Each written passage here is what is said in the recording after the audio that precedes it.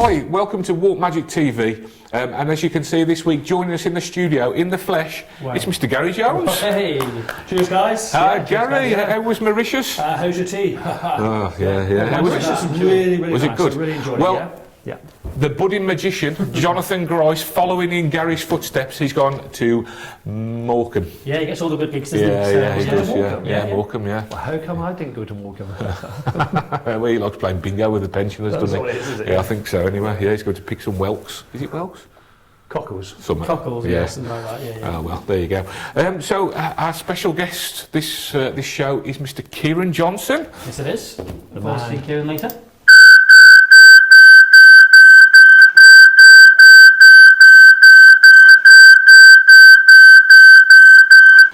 Cool. Did you say, I bet he ain't got no fivers in that wallet, has he? He certainly don't spend them if he has. So, guys, busy. You been busy over Christmas and loads of have a good one. Yeah. What did Santa bring you in? Some nice DVDs. One of yours actually, Chris. So I don't be a bad boy this year. What was it, Lord of the Rings or something? I wondered where that had gone. All right, excellent. Good trick there. So we're gonna go to Gary for the first review. You're actually here in person, and we're going to be reviewing a cracking trick this time. You can find it, yeah. Double back. One of my favourite tricks when I'm doing Stroller Magic is Dr. Daly's last trick. I mean, it's a fantastic trick, anyhow. And I mean, what John has done with this is absolutely brilliant. Because you get some fantastic shows with this. It takes it to the next level. I think it makes it, so much more convincing, and it also it makes the moment of the magic.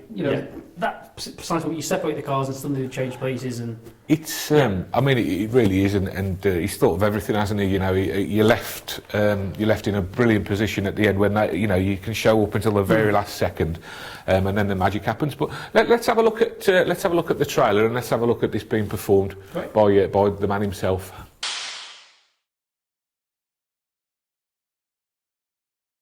I'd like you just to remember the values and suits of these cards, and I'll see if you can remember what you've just been looking at. Okay? All right. So like your driving test. Okay, just remember maybe that one. Okay. So firstly, how many cards? Yeah, if you don't know the answer to the first question, the rest get quite hard. Okay, so red 5, a diamond or a heart? Oh, I don't know, I just remembered the... It's a diamond, but at least you're joining it. It is a diamond. Can I borrow your hand just for a moment? Okay. The black 5, is it a spade or a club? It's a spade. It is a spade? It's a 5 of spades. The 2 picture cards, now are these the jacks, are these the queens, or are they the kings? They're both kings. And you didn't even give him a chance to answer that. Okay. Yeah? Now if I have the 2 kings, Claire, do you remember the cards I gave you? They're the 2... 5. Unless the hand's quicker than the eye. But if the hand's quicker than the eye, then I'd be holding on to those 2 cards over in my hand. Oh. And over in your hand is where we now have the 2 pigs. In which case I'll be holding on to the 2 5s over here. And on your hand is where we now have the 2 pigs.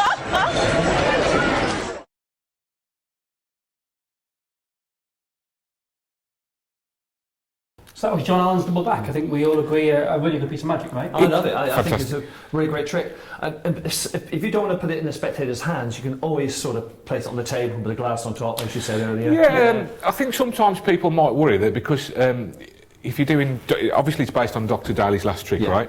And some people might, and I have heard people say this on forums and things, saying it's not as pure and you're left dirty and stuff. But I think the way that it's been routine by John and the visuals and everything else, it just takes everything. I can't see anybody. Well, when you show those 2 kings, they have to have the 2 other cards in the hand. This creates the conviction. I know I've seen people on the forum say, "Well, why do this when and do it with 4 gimmick cards?" Well, yeah, but with 4 gimmick cards, it can't be as clean as that. It's a strong thing, and I think you've got to do it in the spectator's hand as well. Personally, I mean, I know you're saying about putting it under a glass and stuff. If you're a nervous performer, then I guess that might be the way to do it, because they're not going to turn the cards over or something. But honestly, I think the reactions that you're going to get if in their hand is so much stronger. It's definitely worth it. Another thing I like about it is it's the they're minimal. You know, the 2 cards are there, the 2 cards here, they change places. Yeah. There's no 5, 10 phases. It's just, you can really build it up to. Well, there was quite a few sort of releases like this in recent years, like NFW and 10 by Richard Sanders. NFW was more of a change, wasn't it? Yeah. 4 cards changed to another 4 cards. Yes. Absolutely. I think Whereas this transposition, transposition, it's a clean transposition. But I think as well, out of all of those, is that double back. Don't forget, it starts and finishes ready to go. There's no reset to it at all. You can put it in a pack. You can put it in your wallet. I was going to talk about the reset. I mean, the reset is instant. You literally, once you've done the trick, the cards are reset, ready to go again. Having said all that, we were out last night doing a little bit of filming, and we performed this for some Chris in the real pub doing people. this. Me in the pub. In the pub. So let's have a look at Chris doing it for that audience last night. Right, Andy, I need to borrow your hand for this. I'm just going to use 4 cards for this, okay, so it's nice and easy to follow. Okay, right, so I'm going to give you the 5s, okay? So if I put 1 there, okay, and that 1 there. It's not that important that you remember which one goes where, okay, but the important thing that you remember is that you've got the 5s, okay? So do you want to put your other hand on top as well, make this even more difficult? Perfect. Did you feel that? Felt that. Did you feel it?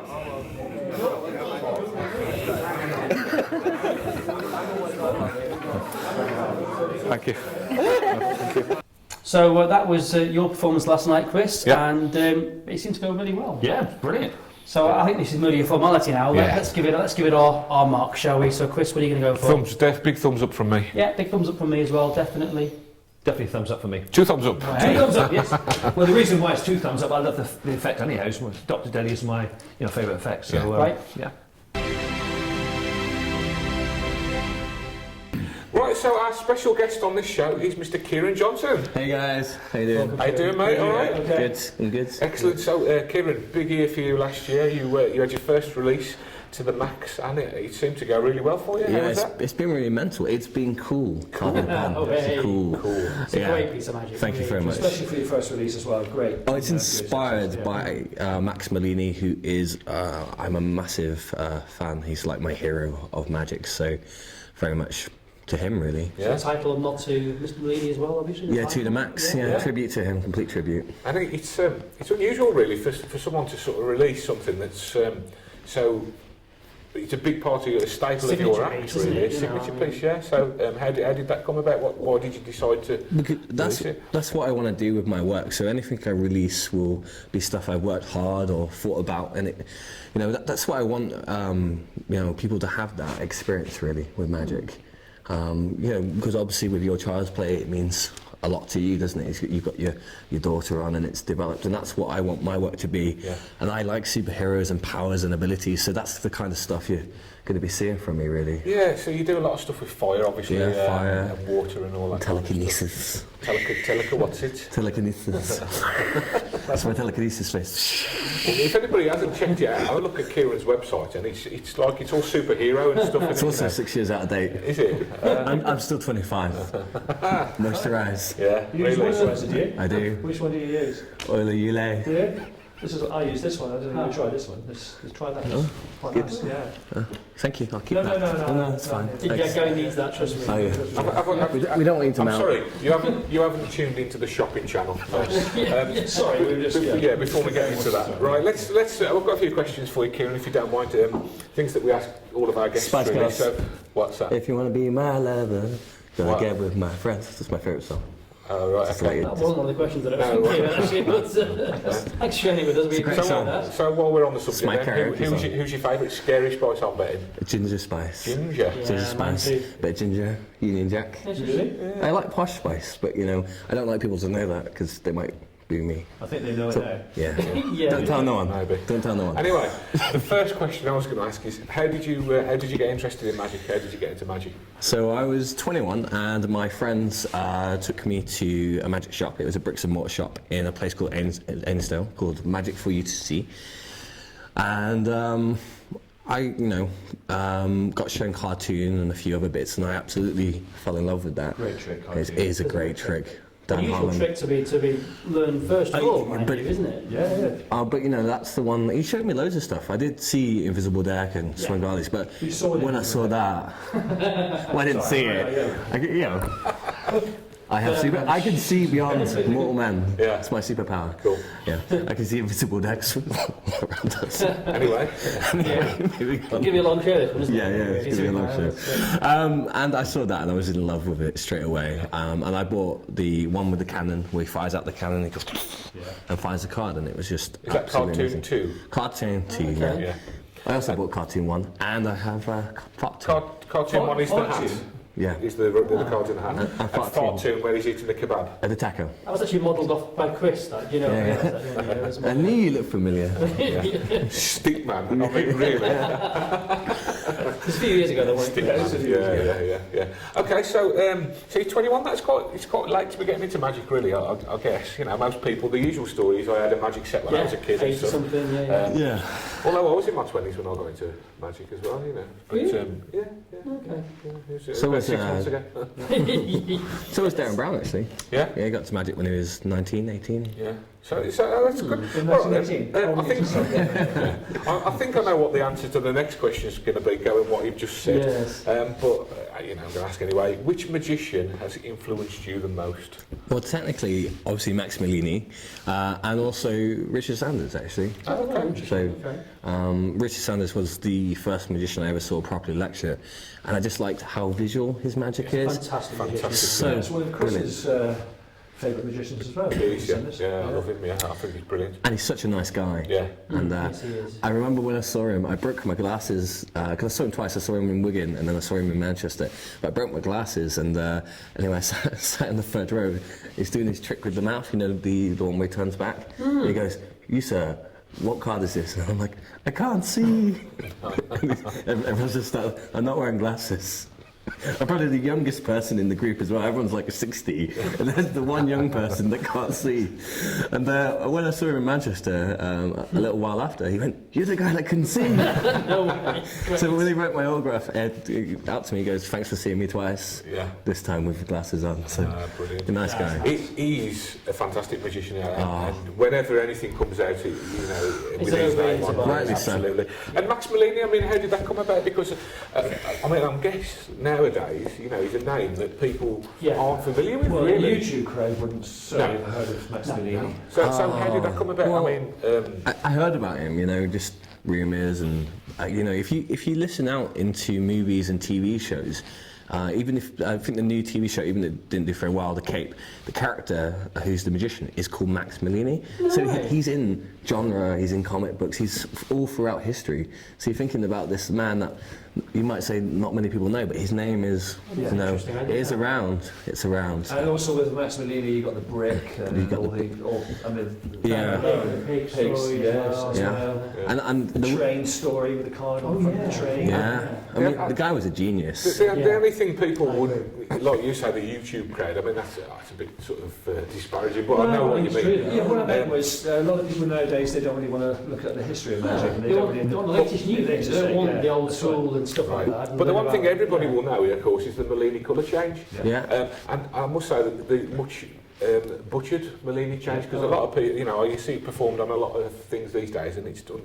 Do you know who uses the Mellini colour change more than anyone else? Paul Daniels. Paul Daniels, yeah. On a lot of his He's a big videos. fan. He did the tribute show, of course, didn't he? He did, yes. Paul Daniels, yeah. You really enjoyed that, didn't you, Kieran? I did really enjoy that. Yeah. It's really good. Okay, so next question then. What is the funniest or the most memorable thing that's ever happened to you, whether it's on stage or when you've been performing?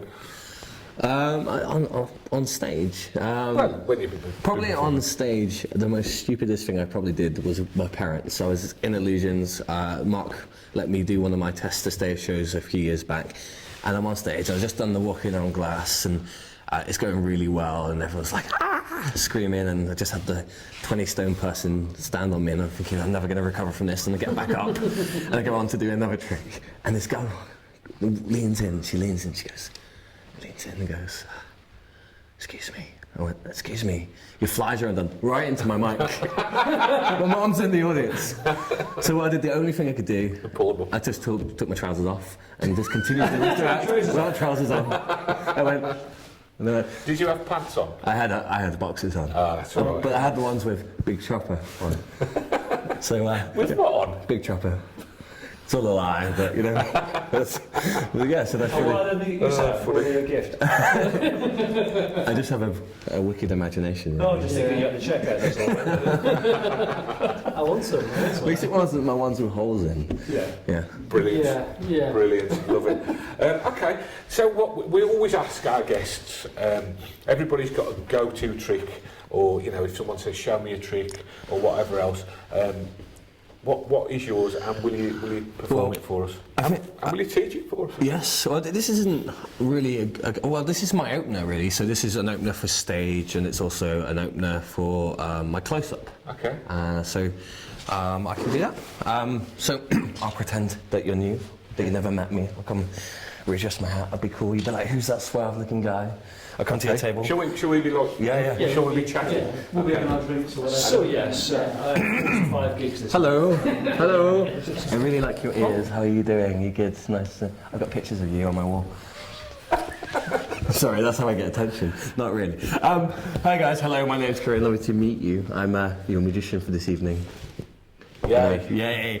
Before I bamboozle you, wow you with my dashing good looks, there's 5 rules of being a magician, so I'm just going to share that with you. So rule number 1, hello, I'm Kieran, always introduce yourself. Sometimes I mix it up and I do it in French, je m'appelle Kieran, and sometimes I do it with street, in it, blood, in it. Blood, yeah, street man, street. Cuz. Don't diss me, yeah, don't do me, go. Don't know where we're going with this. Rule number 2, not just a magic rule, but a life rule.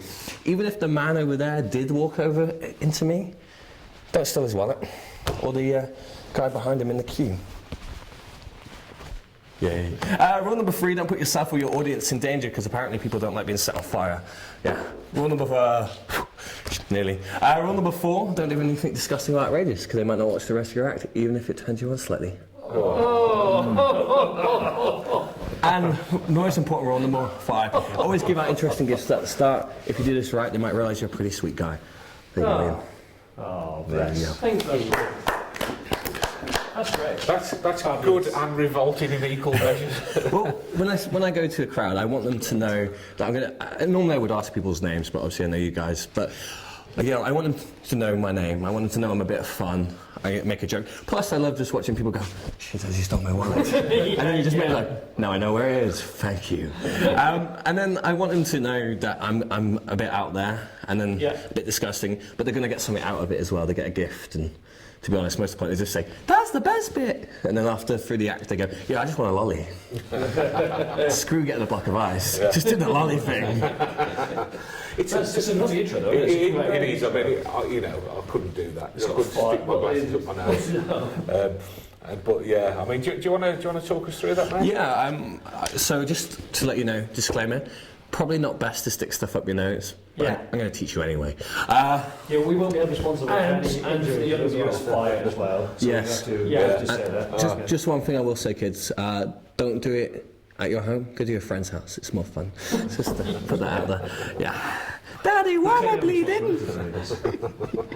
Anyway, so you're going to need some flash bibber and a Zippo lighter, and you're going to get all the things that you probably have lying around your house. A lolly?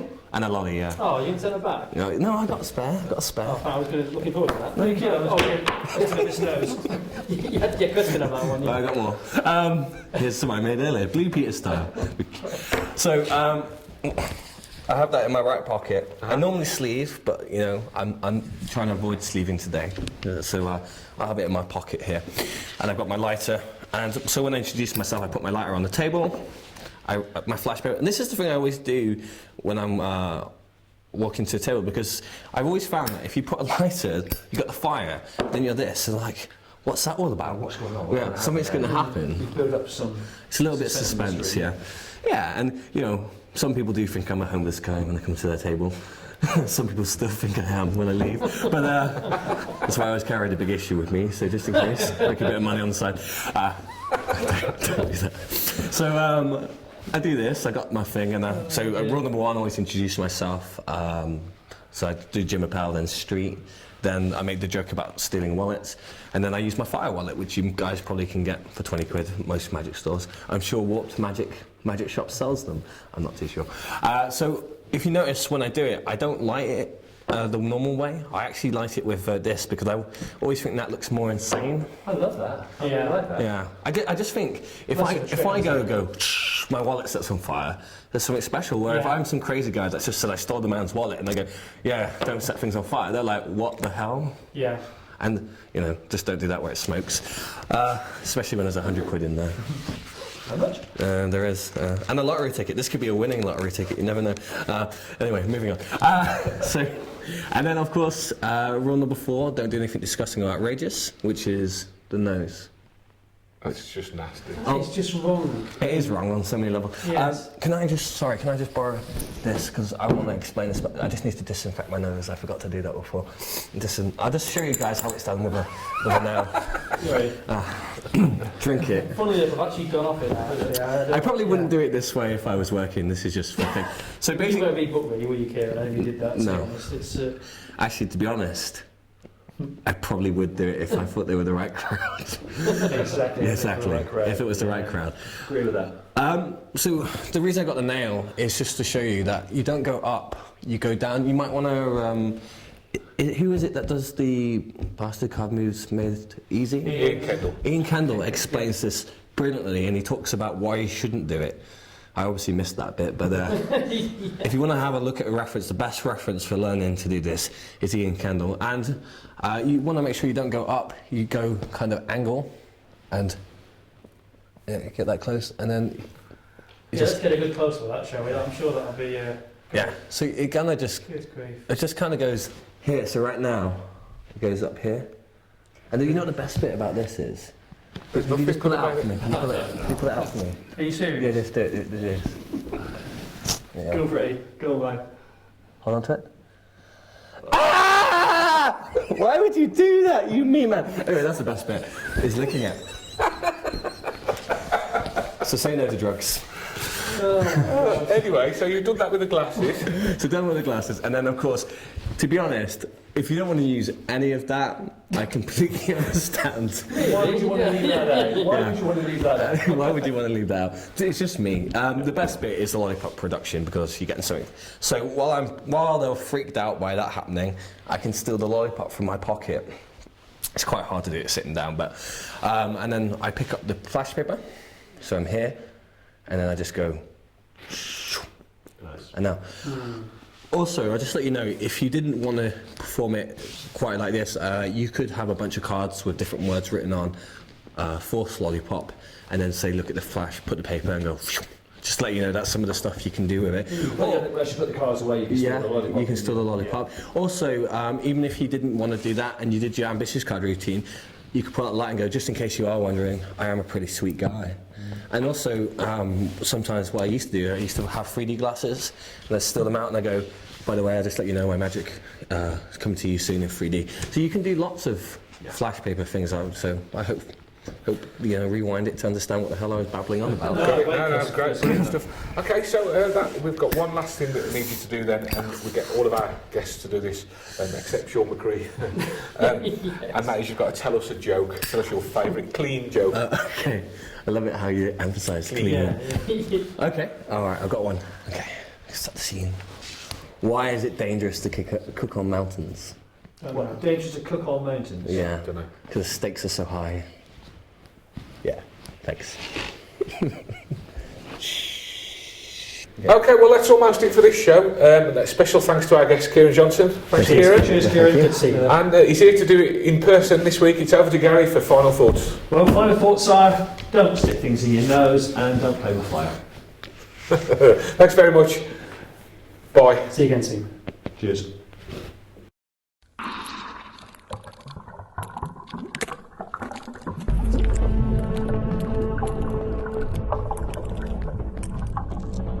Bailey, guys, when I was younger, I discovered something. Do you know what I discovered?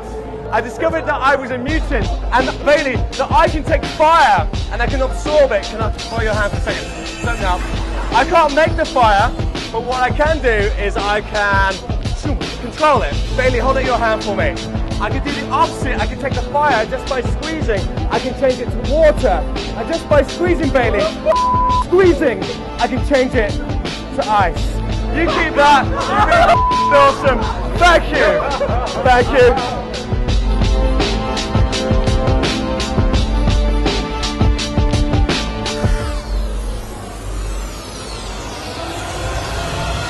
even though I can't make fire, I can absorb fire.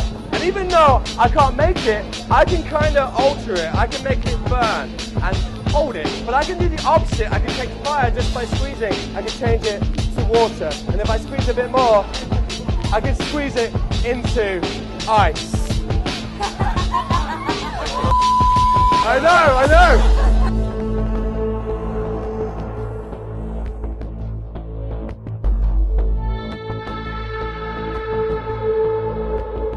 You know, remember when I turned fire to ice? Check this out. All I do is squeeze. Hold out your hand. Squeeze. And now, would that be good? If that, you know what's happened, don't you? What's happened? What's happened? I put your coin in ice. Show the camera. Show the camera. Show the camera.